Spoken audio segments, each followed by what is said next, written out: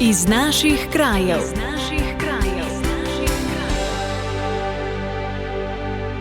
Spoštovane poslušalke, cenjeni poslušalci, lepo pozdravljeni. V tokratni oddaji Iz naših krajev bomo poročali o investicijah Slovenskih železnic, izzivih Triglavskega narodnega parka, podvodni strukturi za razvoj organizmov na dnu Sečoveljskega zaliva in pa v načrtih za obnovo graščine v kraju Grad na Goričkem. Vabljeni k poslušanju. Radio Ognjišče v vašem kraju. V ponedeljek se izteče razpis za direktorja javnega zavoda Triglavski narodni park. Aktualnemu direktorju Titu Potočniku se namreč izteka 4-letni mandat. Povedal je, da se bo na razpis znova prijavil, saj bi rad nadaljeval začeto delo. Med ključnimi izzivi je izpostavil ureditev upravljanja naravnih vrednot. Eden od glavnih projektov, ki v bistvu povezuje Triglavski narodni park kot okoljevarstveno organizacijo, lokalne skupnosti in pa seveda tudi vse druge deležnike, partnerje in pa prebivalcev območja, je sigurno upravljanje biosfernega območja Julijske Alpe, ki je lansko leto postalo čezmejno biosferno območje Julijske Alpe. Potrebno je ustanoviti organ upravljanja, kjer bodo v samem organu poleg zaposlenih v javnem zavodu Triglavski narodni park tudi predstavniki občin, predstavniki turizmov, predstavniki drugih deležnikov z področja kulture, kmetijstva. Potočnik je prepričan, da bo ta upravljavski organ prinesel precej pozitivnega za celotno območje, ne le z vidika varstva narave, ampak tudi za ljudi in obiskovalce. Kot je dodal, se bo omenjeno čezmejno biosferno območje razširilo še v Avstrijo. Tako je sedaj v pripravi trilateralno biosferno območje.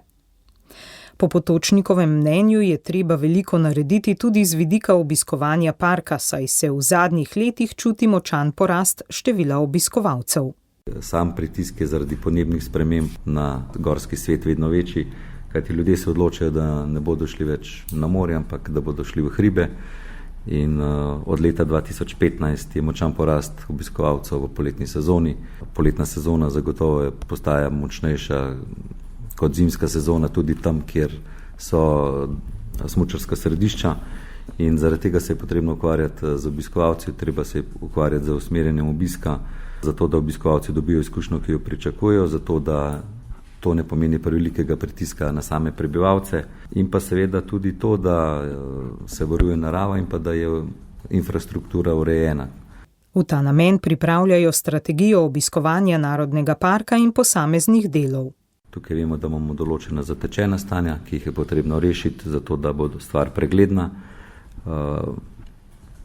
da bodo stvari urejene in pa da bo poraba sredstev transparentna, pri čemer poudarjam, da je namen, da sredstva ostanejo na tem območju, da ostanejo lokalno tako kot sedaj, vendar da so strogo namensko porabljena za namen infrastrukture in pa za namen vseh drugih stvari, ki so pomembne z obiskovanjem, kar pomeni, da prinesejo določene pozitivne stvari in ljudem, ki tukaj živijo, in pa seveda samim obiskovalcem in pripomorejo k urejenosti samega območja in pa samih lokalnih skupnosti. Pojasnil je, da se bodo zadeve urejale fazno. V prvi vrsti si želi, da bi se uredila razmerja na naravnih vrednotah, kjer so zatečena stanja, kjer se pobira vstopnina, vendar od tega javni zavod, TNP in lokalne skupnosti ne dobijo nobenih sredstev. V tem smislu najprej želijo urediti razmerja za Sotesko Vintgar. Zato je bil objavljen razpis za sklenitev skrbniške pogodbe. Prejeli so 2 ponudbi, in sicer poleg obstoječega upravljavca še ponudbo občine Gorje. Postopek pa še ni zaključen. Prispevek sem pripravila Marta Jerebič. Radio Ognjišče v vašem kraju. Pozdravljam magistrico Tanjo Rotovnik, prihaja s Slovenskih železnic, prijazen pozdrav. Lep pozdrav. In seveda magistrica Tanja Rotovnik se je do našega studia pripeljala z vlakom. Marsikdo reče, z veseljem bi se vozil z vlaki, če bi le bile morda infrastrukture tudi meni bližje, če bi le imel to možnost. Kakšne so investicije za to, da bi se tudi približali potnikom, da bi bilo teh na slovenskih železnicah, na vaših vlakih še več? Zagotovo to, da potniki rastejo, je zagotovo posledica izboljšav in tukaj imamo še veliko prostora. Ena največjih investicij, ki se trenutno odvija, je zagotovo modernizacija voznega parka. Na tire prihaja 72 novih sodobnih potniških garnitur, ki omogočajo hitrejše, udobnejše in tudi energetsko učinkovitejše vožnje.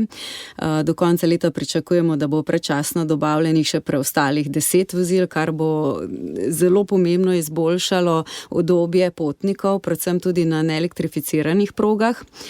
Pomembna naložba je tudi dokončen prevzem Nomaga, s katerim povezujemo železnice in avtobusne prevoze, in pa seveda mikromobilnost izposojo e-koles za izboljšanje celostne mobilnosti. Železnica je hrbtenica, ki pa seveda rabi v svoji poti še dodatne možnosti, ki seveda niso vse odvisne samo od slovenskih železnic. Tukaj je veliko da tudi država, da razvija postaje, ki ponujajo mikromobilnost. Potem tudi v tovornem prometu smo v procesu dobave 30 sodobnih večsistemskih električnih lokomotiv, ki bodo dobavljene v letih 2027-2028. Kot sem že rekla, država veliko vlaga v javno železniško infrastrukturo, tudi mi na slovenskih železnicah si želimo, da bodo dela, ki so res nujno potrebna, čim prej končana, da lahko ponudimo še boljše storitve. Sva prepletli, kako se vi odzivate na spremenjene mobilne navade prebivalcev, pa tudi kakšne so vaše investicije? Potrebe prebivalstva poznamo, tudi sami smo uporabniki vlakov. Zdaj smo uspeli izboljšati modernizacijo voznega parka.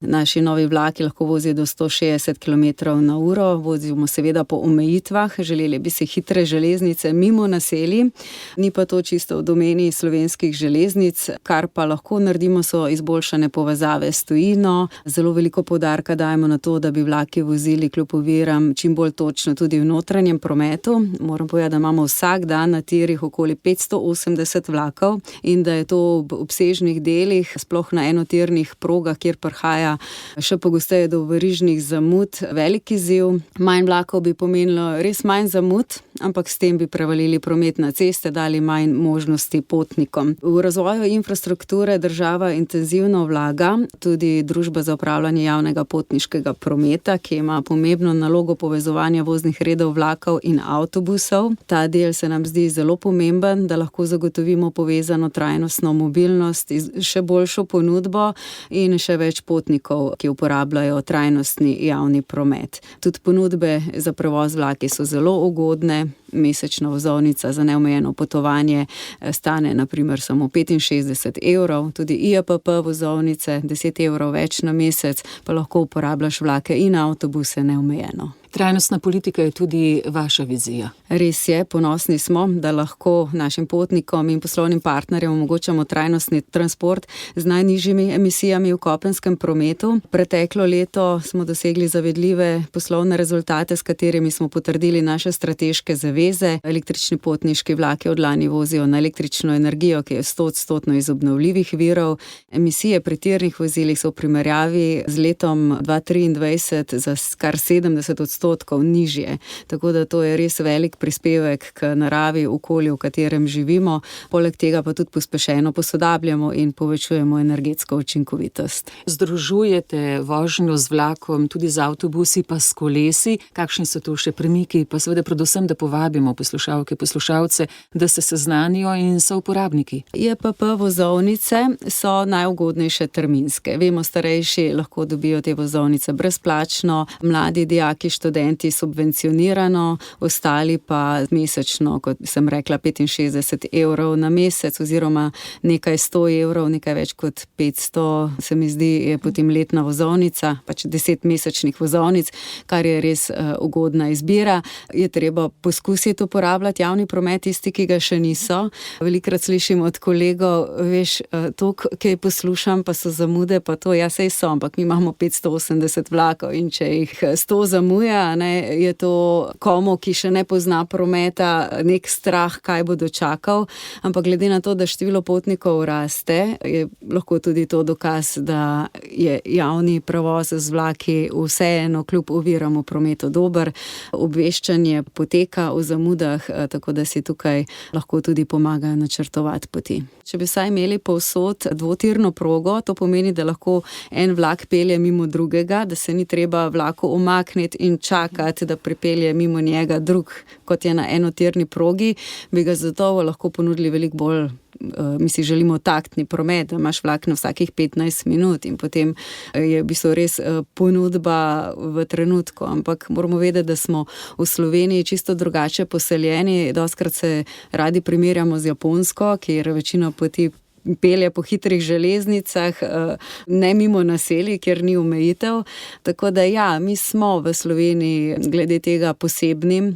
Lahko bi rekli, da imamo proge za lokalni promet, ne toliko za regijski.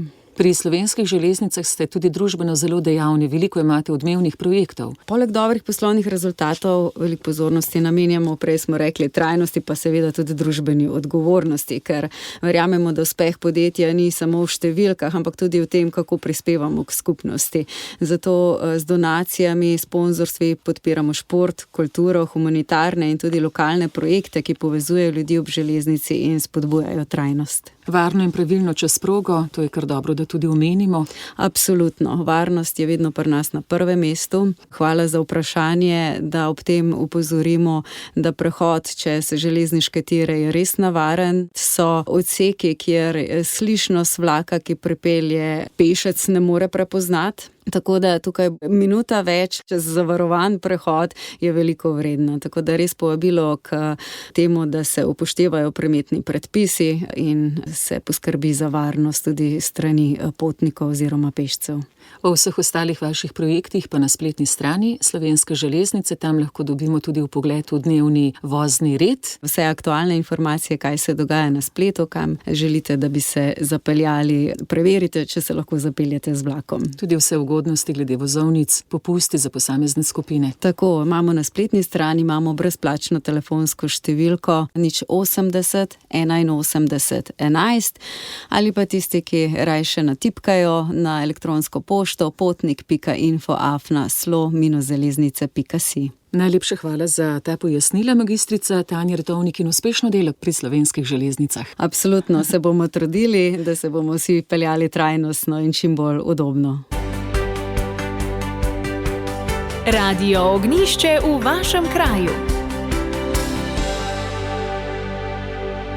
Nad naseljem Grad na Goričkem leži največji grajski kompleks v Sloveniji. Da bodo eno najpomembnejših znamenitosti severovzhodnega dela naše države lahko občudovali tudi zanamci, bodo predvidoma do konca leta 2027 ob njej brneli gradbeni stroji. V načrtu je med drugim obnova severnega trakta.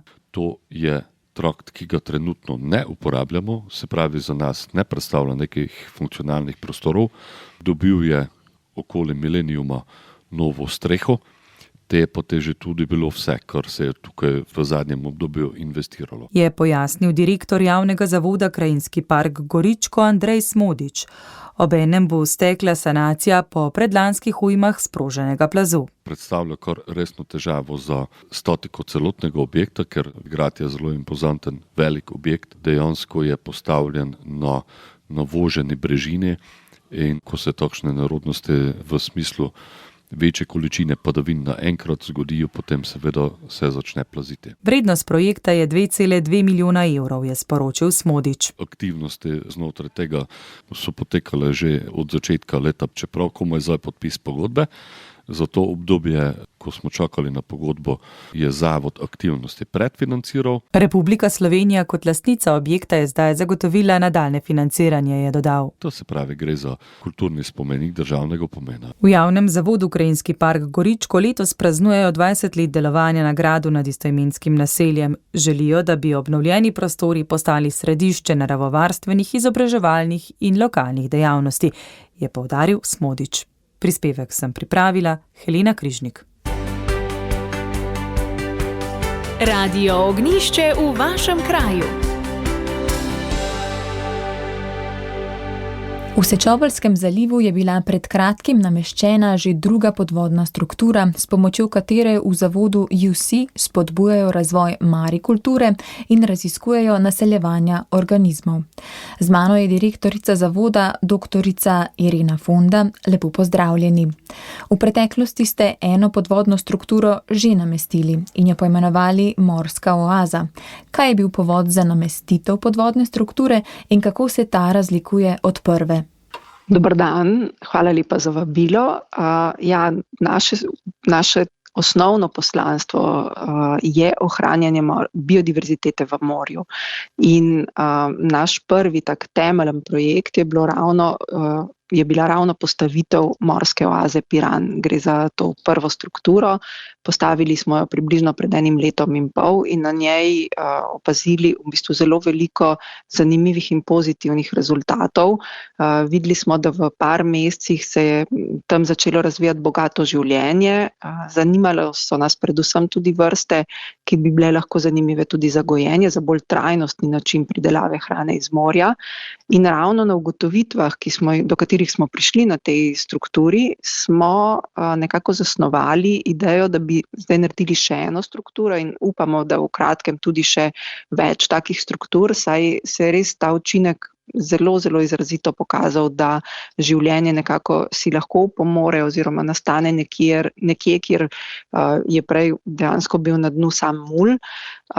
Samo seveda moramo dati za to priložnost. In naša druga struktura je nekako drugačna od tiste prve, je iz drugih materialov, drugačne oblike, namenjena je pa temu, da bi bila komplementarna s to prvo, da bi nekako delovali skupaj v še bolj pozitivnem, na bolj pozitiven način, kot samo, če bi rekli, ni potem več 1 + 1 = 2, ampak rata mnogo več. To je dejansko tak multiplikativen učinek.